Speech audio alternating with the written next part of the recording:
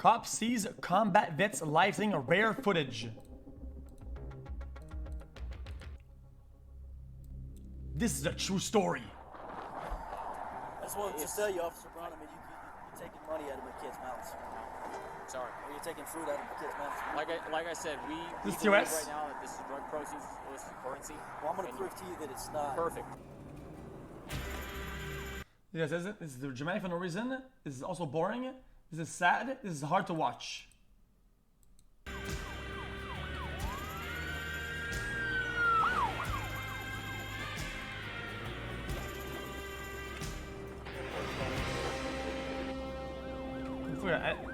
I didn't even start watching it. That clip shows a retired U.S. Marine being robbed of his life savings on the side of a highway. He was not arrested for, charged with, or convicted of any crime. He wasn't even ticketed. Let me give it a chance. I'll give it a chance. Power that thousands of innocent Americans experience each year. Through a public records request, the Institute for Justice was able to acquire body and dash cam footage of an entire roadside seizure, from the initial traffic stop to the seized money being deposited at the bank. This is the most complete footage we have ever seen. On February 19, 2021, our client Stephen Lara was pulled over outside of Reno by the Nevada Highway Patrol. He was driving to visit his daughters in a small California town just west of Reno. Okay.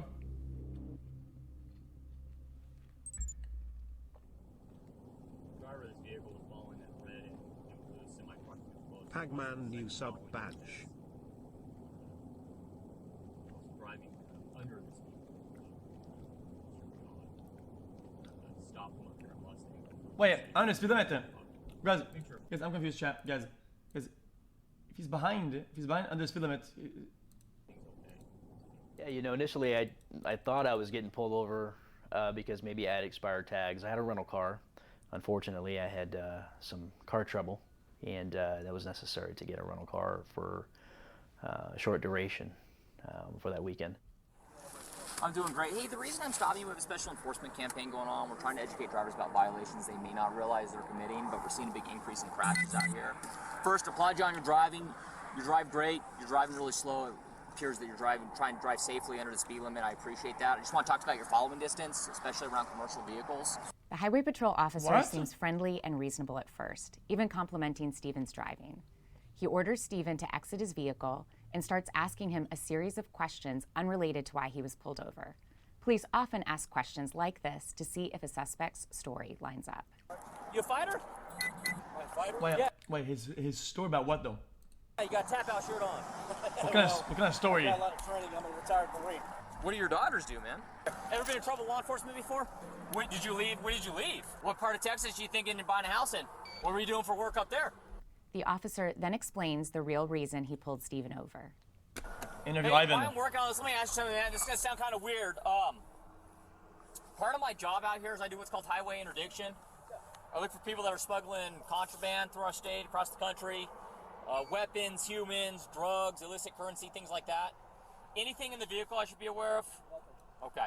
No firearms? No explosives? Okay.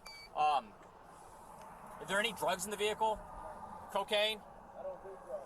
Yeah, I gotta ask all these silly questions, right? Okay.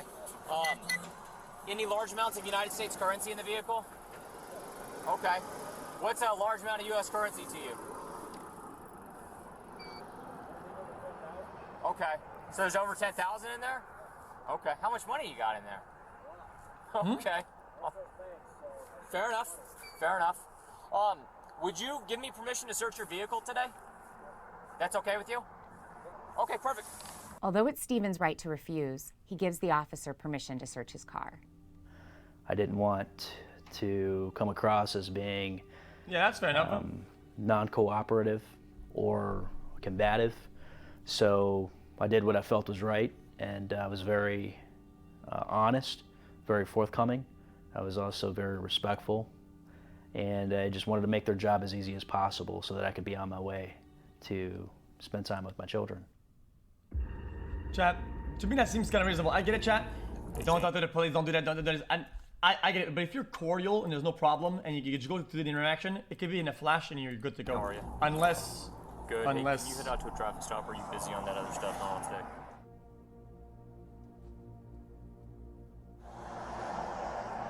So far, I'm still searching the car, Yeah. but big bundle of money says probably at least 100,000.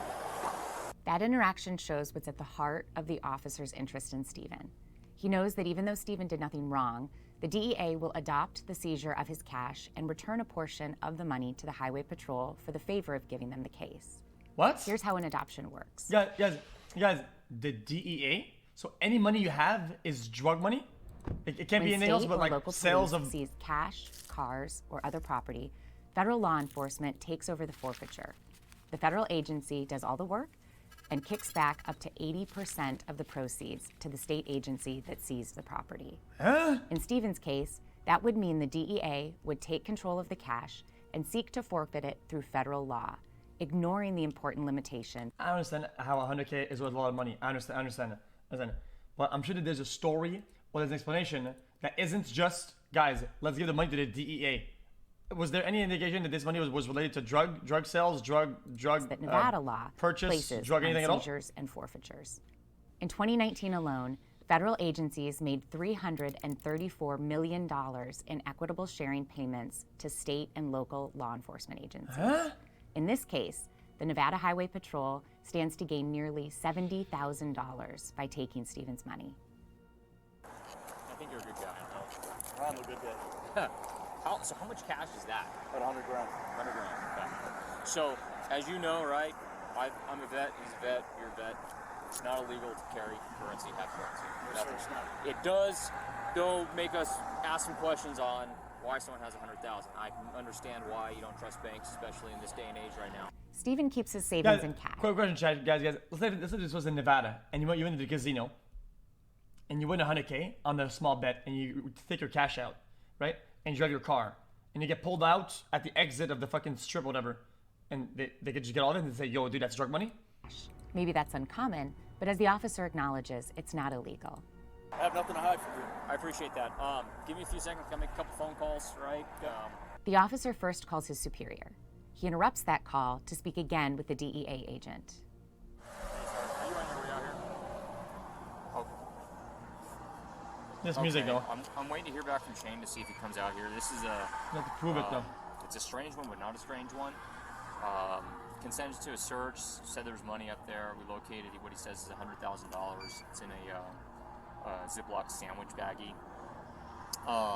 There's also, I haven't gone into it a bunch. I'm waiting to hear back from Shane, but there's a bunch of bank receipts and stuff. A Ziploc baggie?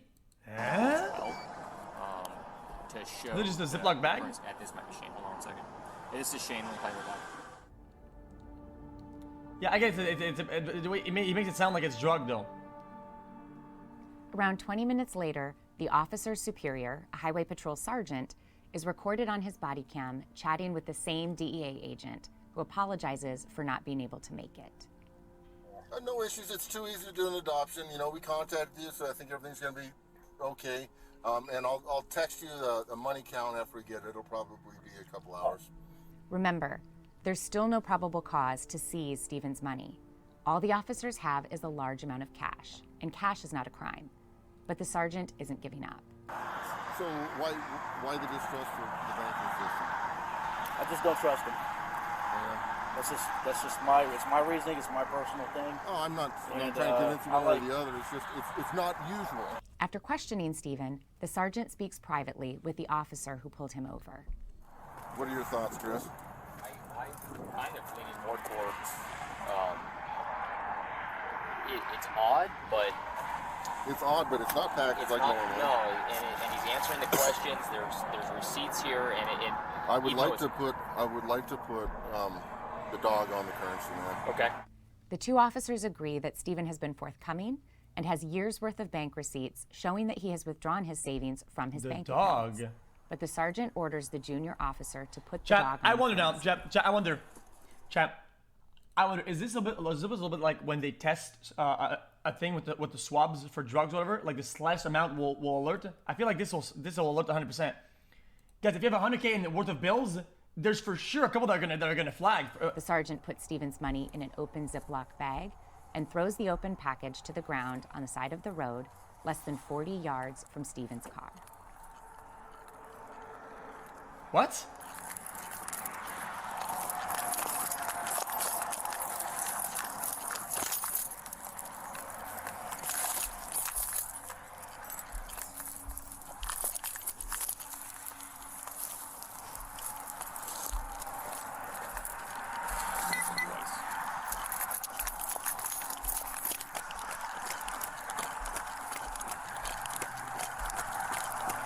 Okay. Positive alert. Huh? Okay. This positive alert appears to have given the sergeant what he thinks he needs to take Stephen's life savings. Remember, both officers have planned all along to hand the money to the DEA. They are looking for a legal justification. But numerous studies have shown anywhere between 67 and 100% of U.S. currency has trace amounts of drugs. For that reason, a dog alert to currency on its own does not show the currency was used in an illegal drug transaction. Especially since there's $100 worth of it, dude. What we're gonna do, I believe there's drug proceeds, dog alerted to it. Drug proceeds? Yeah, it's very common, sir. We get people that are trafficking large quantities of marijuana from Northern California to all states east, even from Reno. Sir, I can tell you right now, there's... I'm gonna tell you exactly what's gonna happen, okay? We're gonna seize it today, but that doesn't mean we're the final judgment on it. It's gonna go through the DEA, okay? So the DEA will contact you, and the DEA will provide you with a means to fight it. You're gonna have to provide your pay stubs. You're gonna have to provide your other receipts and stuff like that, okay? Stephen now has nothing. He had to convince his brother to wire him $1,000 to continue his trip to see his daughters. Just want to let you know, I know you're just doing your job. That money I worked really hard for. Money that I have in my jacket is only a few dollars. I have money to pay for my kids, my bills, my hotel. We're going to get that car back to Texas. So, That was pretty fucked up.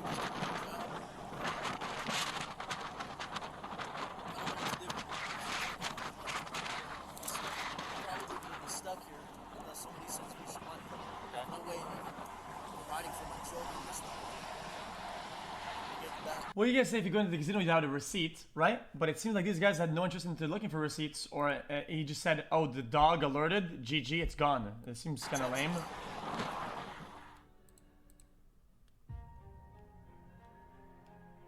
After nearly an hour and a half on the side of a highway, Stephen was given a receipt for U.S. currency with a number to call the DEA agent. What if I had $1 million? Of course, gonna flag it. That's what you get, yes, sir. You're going to get noticed in the mail as well at that address, okay? I find it even more so concerning that if this could happen to me as a combat veteran who served overseas in Iraq and Afghanistan, That was a disaster. Okay. this could happen to anybody. After 6 months without his nearly $87,000, Stephen sued the DEA in federal court to get it back. Only then, after the Institute for Justice filed a lawsuit on his behalf and the Washington Post called the agency for a comment, did they agree to return Stephen's cash. Stephen may have gotten back his money, but his case goes on. Stephen and the Institute for Justice are also suing the Nevada Highway Patrol in state court to make sure that this doesn't 6 happen months. to anyone else. 6 months though. Stephen's- What if you had invested that in certain like safe stocks or whatever, and you could have made a lot of money with that? That's a lot of purchasing power that's lost though. Situation They- isn't unique. They but he is one should of the definitely get lucky like a ones. certain amount of He will money, get his money back. for free. Most victims of forfeiture don't have a public interest law firm like IJ to take their case. And if they cannot afford an attorney and cannot figure out how to navigate convoluted forfeiture processes on their own, the government walks away with their property without ever having to He doesn't prove trust any banks. He's not crime. gonna invest it. Yeah, but This highway it's just a principle. It's by robbery principle. must end. It is time to abolish civil forfeiture.